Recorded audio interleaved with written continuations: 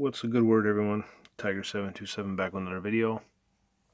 As I mentioned in a previous video, talking about a road trip that I was on, family vacation on the East Coast.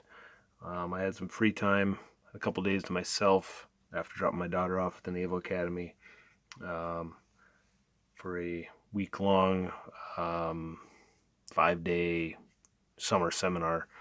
So she's debating about actually attending the Naval Academy. We'll see if that happens or not.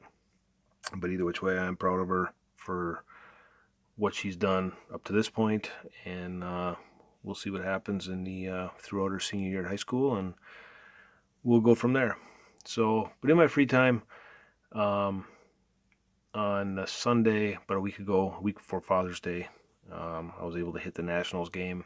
And one thing I like to do is whenever I go to a ball game and to a stadium I've never been to before, or even if I've been there before but haven't didn't pick up a baseball when I was there, I try to pick one up with the stadium name on it.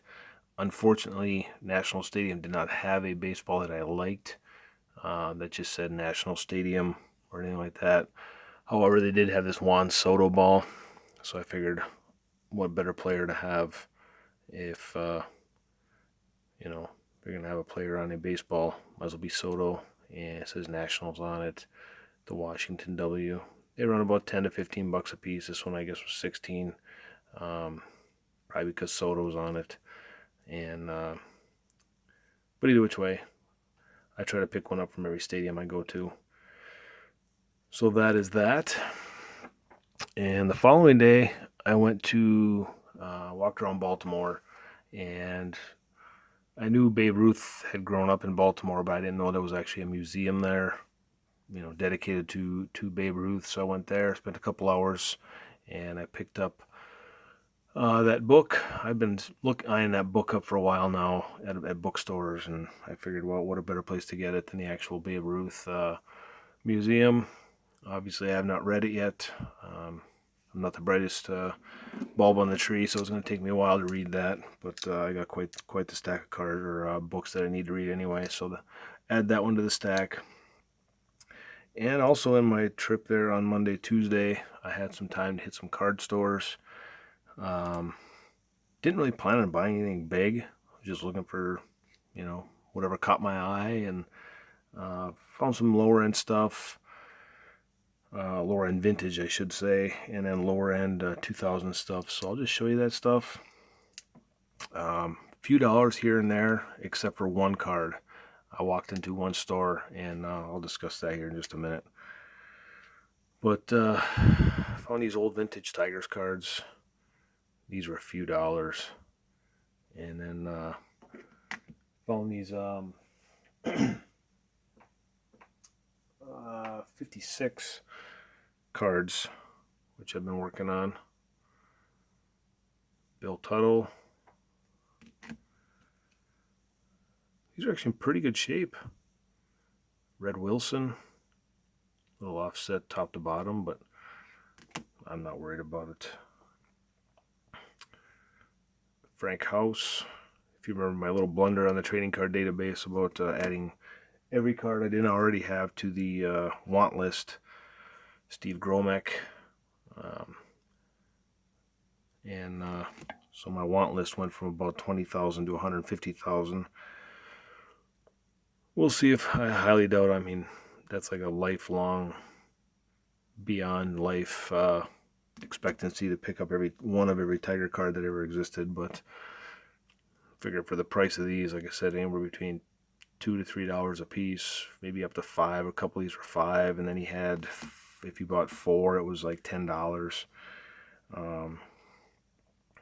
And also at that store, I bought these 52 Bowmans. And that one is, hard to read the writing on the front, Marlon Stewart. Pardon the glare. Just like the stands in the background. Assuming that's old Tiger Stadium. But just very, very cool in the background. And a Bob Swift. Another background there of the the stands and stuff. Just very, very nice. Love the color on these cards, the detail. And he had these exhibits cards. I showed one not long ago, a George Kell autograph that was graded. These are not graded. A little rough, but I mean, for what I'm looking for, I don't care. This is Vic Wertz. Obviously, you can see the horrible crease down the middle, but again, you know, it doesn't bother me. To me, it adds a vintage look to it. Johnny Growth. I think these were $2 each. So next to nothing. With gas prices these days, I wasn't looking to spend a whole lot. And then Ed Mayo. And then I went into another store who was extremely, extremely disorganized. But a couple nice guys in there. Not a ton of, I mean, he had a lot of cards, but none of it was sorted. It was all in boxes. But I just happened to see this one actually sitting at the front of a row. And Dmitri Young. These are called, if I remember right, without looking it up, it was the Topps Silver Uncirculated. And they're all numbered to 245. I'll put these ones down real quick just to show you. They're all numbered to 245. And I knew I had not had any of these. And talking to the guys at the store, actually, I did not know this, but I guess at one point Dmitri Young had quite the baseball collection. A lot of PSA 10s back in the early 2000s, and he sold them all. And he's probably regretting that move now, what cards are going for the last couple of years. But for those of us that are collectors, Jay Spores, but for those of us that are collectors, I'm sure you've noticed that card prices are starting to go down with everything going on. The economy's starting to move in the south direction, and gas prices are stupid high, and which was obviously another reason why I didn't want to spend too much with all the gas we had to buy to go out east. And then Bonderman. But found these three. He had quite a few of these, you know, tigers and non-tigers. These were only 3 tigers that he had. And so I picked these up. They were like $2 a piece. And went into another store which had more autographed photos and frames and, you know, very, very nice stuff, but stuff that I wasn't really looking for. And a lot of Orioles stuff, obviously, Ripken, Baltimore Ravens, very, very nice stuff. And had a very, very small collection of cards. And they were actually mounted on a wall in like a display case. And I couldn't believe the price on this one. And so I couldn't pass it up. But a 55 Alkaline in a SGC3, which a friend of mine that I texted asked me, how in the world is that a 3? And I showed him on the back. It might be hard to see in the video, but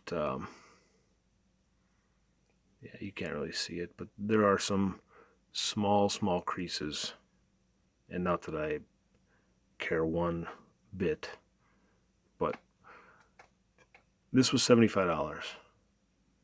And when I looked at the card on the wall, I was like, seriously?